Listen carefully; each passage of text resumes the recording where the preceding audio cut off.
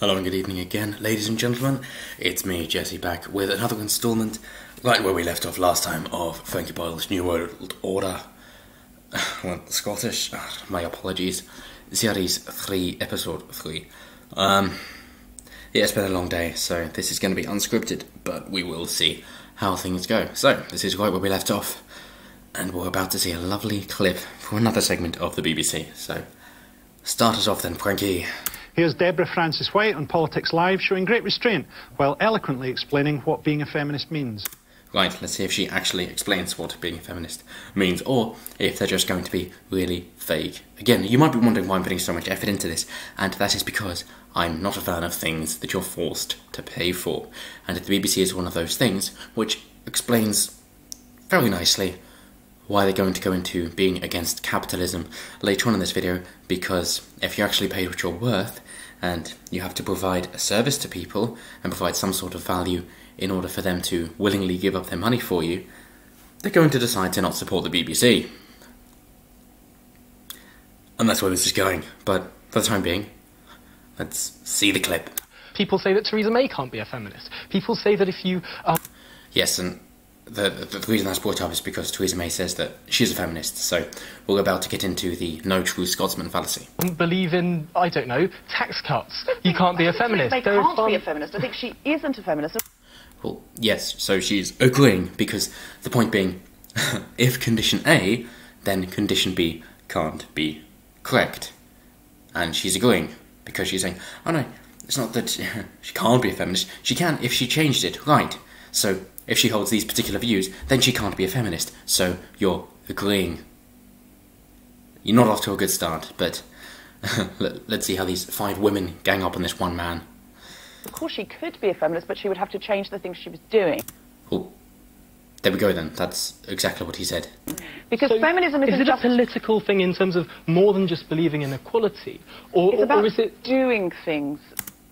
So he's actually trying to gain some ground, but she doesn't quite understand, and she thinks that she's that much more intelligent, probably because she's older. But yes, deeds, not words. Emmeline Pankhurst, great. That would close the power imbalance. Yeah.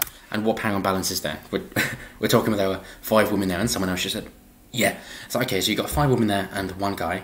You've got a female Prime Minister of the UK, a female monarch, female leading Scotland, female Angela Merkel for the European Union. So what power imbalance? But the reality is that austerity, brought in by Theresa May, has made the lives of the poorest women more difficult. Right, so austerity, as in less public spending, means people have to be more responsible for their actions. So it makes the people who make poor life decisions more culpable for their own actions. And she's saying it makes the lives of poor women more difficult. So she's saying that women shouldn't be held responsible for their own actions, or poor women are making bad life decisions. This seems a bit sexist, doesn't it? But apparently you're the feminist. This is absolutely extraordinary. If you believe that a country should live within its means, you can't believe in the concept of equal rights between men and women. That seems to be a good question of holding everybody accountable for their own actions, but we've just cut from the answer, so... Deborah saying that it hit women disproportionately, that was the point. Right, it hits women disproportionately if they're making bad life decisions and decide to try and marry the welfare state and just hope that the other men who aren't vested in them are going to then support them anyway, because the government's going to take their money at gunpoint. It was mainly because certain benefits went to being means-tested, like child benefit.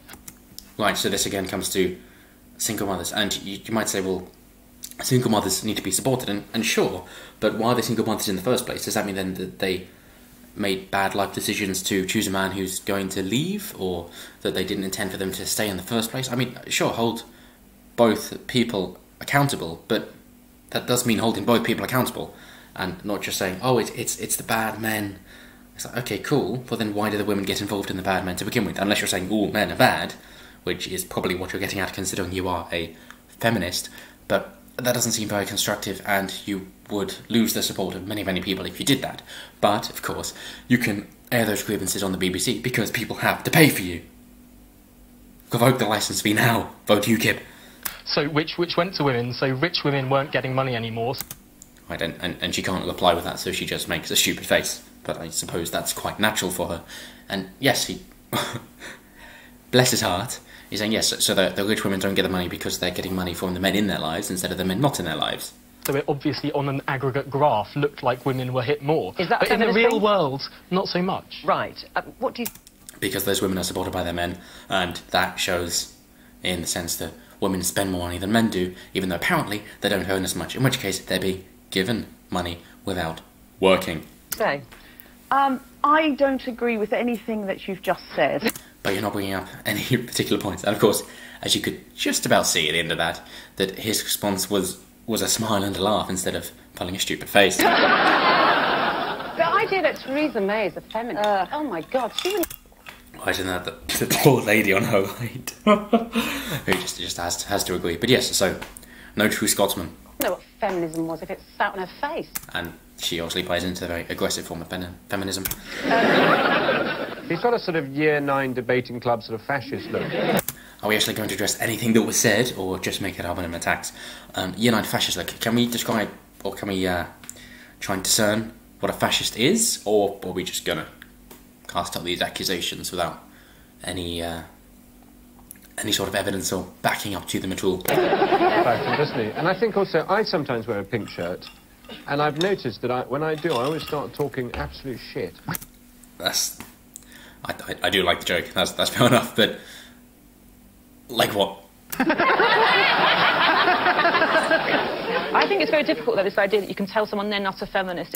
Thank you. I mean, I didn't like Sarah Pascoe before, like, this week.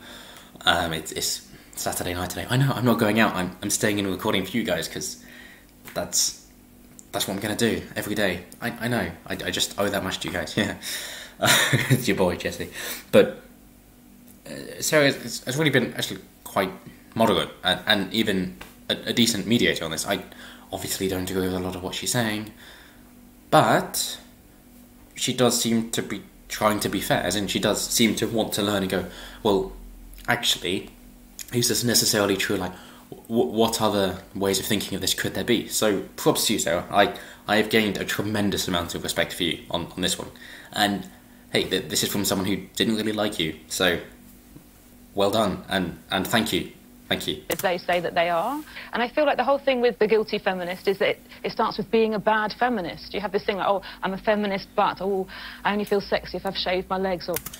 Right, and who is making you feel like a bad feminist, or who is making you feel bad as a woman? As a woman. Most often it's women holding other women up to these high standards. It's kind of like the queen bee syndrome, where most women would rather have a male boss than a female boss, whereas men don't seem to care, and most misogynistic tweets on Twitter are sent by women.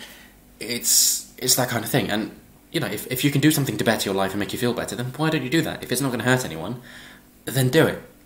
You know, that seems to be the thing with feminism, and as we'll get on to with it being anti-capitalism and intersectional and communist, that it can only exist if it drags down the successful people instead of trying to build up every individual to be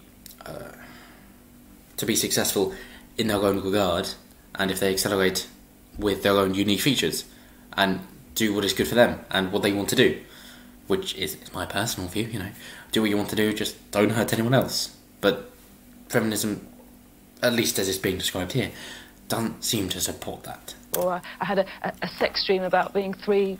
What's it called with those two other guys? Spit coast. Threesome? What? I don't know, you're asking the only lesbian. The only lesbian, so the lesbian who has 2 children.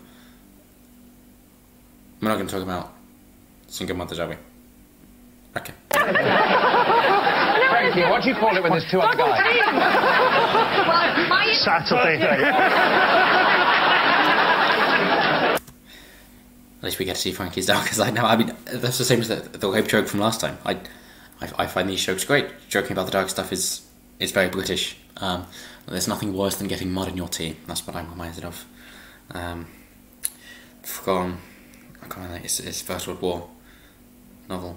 I can't remember the name of it. But, yeah, very British. I mean, it's an interesting point. Sorry, Journey's End, there you go. In a way, is the problem for feminism capitalism? There we go, yeah.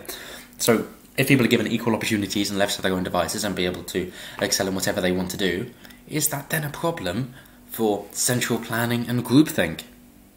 Well, of course. The world wasn't better for women before capitalism, and the mistake people make... No, indeed, and the world wasn't better for anyone before capitalism, because that is what enabled innovation, and then for people to be able to say, hey, yeah, what you've done is actually quite nice. I'm happy to trade some of my working time, maybe something that I specialise in, for what you specialise in, and then we can swap resources and do what we like, and then get what we like without having to do everything for ourselves. And we do that willingly, and things are quite good. So, yes, life's been pretty difficult for everyone, forever, basically. But since the agricultural revolution, which led into the industrial revolution, things have been getting better for everyone.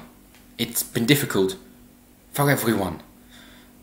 But, thankfully, capitalism has showed a way out of this, and continues to do so. And it's only in societies where that is hindered that things start to break down. So, let's not make the West socialist, Is thinking that this is a cultural invention. Like, capitalism didn't make women's bodies nice to look at, or...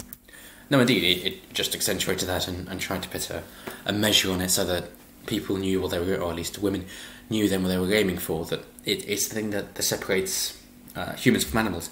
That, of course, animals can do something and then learn to not do that because it hurts. They can watch another animal do something and then learn to not to do that because it hurts.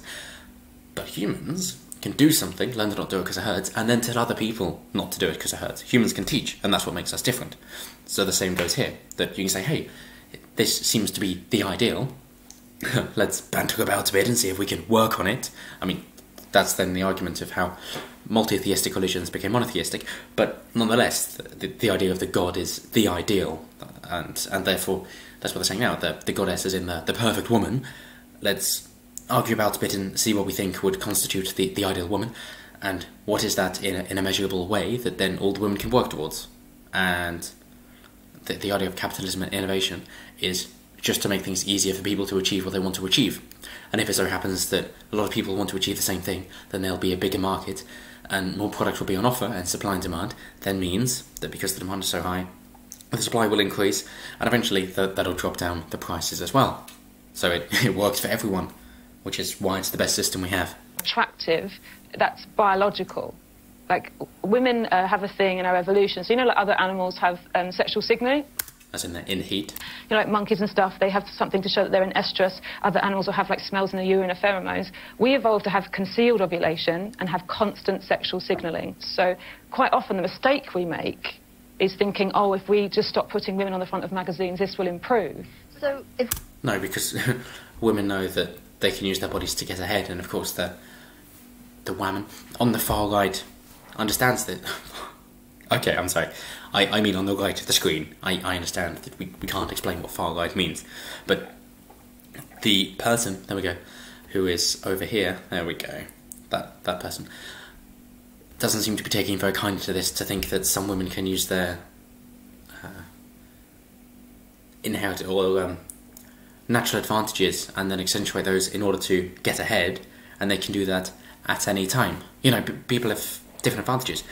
You might be taller, stronger, faster, more intelligent, sexier, better looking, any one of those things, and you can use those traits to your advantage to then be successful in your own right. And that might just be if you want fame and fortune, but some people want stability instead. And that's the age-old argument that stereotypically women give up freedom for security and men give up security for freedom. That just seems to be how things go. That's why most of the workplace deaths are male. Above 90%, some would say as high as 98% are male, and of course get paid more for that, so they give up their security for that freedom.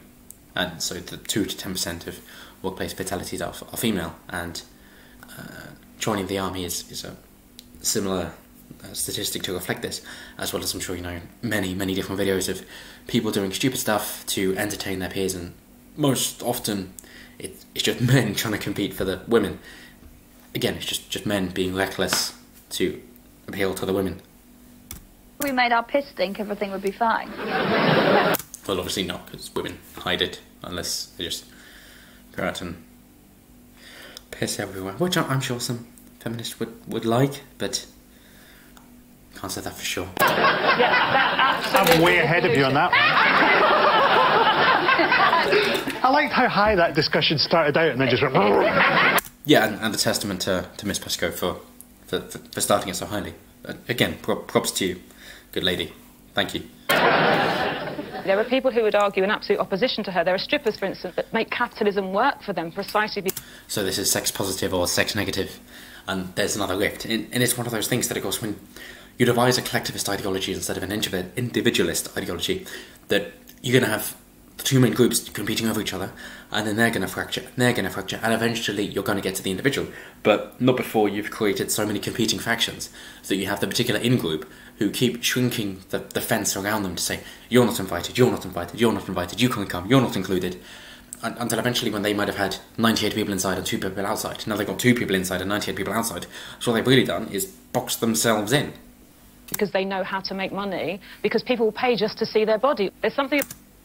Yes, and that makes women far more preferable than men as well. It pays much better to be a woman if you wish to exploit your looks than it does if you're a man. About money, which actually is very liberating, which should be part of the discussion. I agree, obs, because I love money. At least this lady is also honest. I mean, her points aren't addressed in any serious matter, but maybe that's because it's a comedy show, fair enough. But still, she's honest, so good on you as well. But it's so hard with what that lady's saying, because she's so, like, wise. Well, obviously not at all, but this is just one of those things where if you're confident enough, then people seem to believe you. It's a sort of reflection of the Dunning-Kruger effect, where you know nothing about it, and yet you're very confident. And yes, you could, of course, say the same to me, but because I'm applying to this other person or these other people in terms of debunking them, then I would disagree with that. Looking, and she reminds me of my little 9 in Wales, but my 9 never said anything like that. She'd say, "Dim ond eisiau meddu gwyn," which is I only want the white doctor, which is not... Sure, fine. Quite possibly racist, or maybe they're just looking out for the people from the other cultures, other countries, who put a lot of resources into training up their own citizens, and therefore her 9 thinks that it isn't very nice to force those or encourage those people to leave the country of where they're needed. You know, could be it. Probably not though. That's wise, is it? One of the biggest problems facing women is the determination of some men to be objectionable.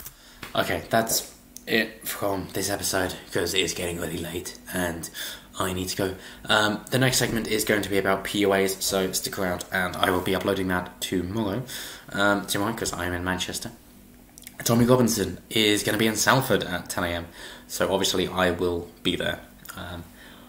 Might record, might not, but if you're interested, stick around. We'll have some more New World Order to deal with tomorrow. And I will get onto the Women's Equality Party, and that is the reason that I started this channel, because I've been thinking this stuff for years, literally years. But now that the European elections are coming up, and of course Tommy Robinson is running as an independent, I got a leaflet through my door saying, "Oh, the Women's Equality Party," and they even mentioned the very thoroughly debunked gender pay gap. I have reached out for comment from them, from my Wasp News Media email account, and that is the company name, but they have refused to comment, so I will definitely get around to that. 1 video a day, we will be there soon. Thank you to everyone for watching it this far, liking, subscribing, give a comment if you liked it, tell me why. If you didn't, tell me why. Any feedback at all, I'd be interested to know. So thank you very much guys, and I will see you next time.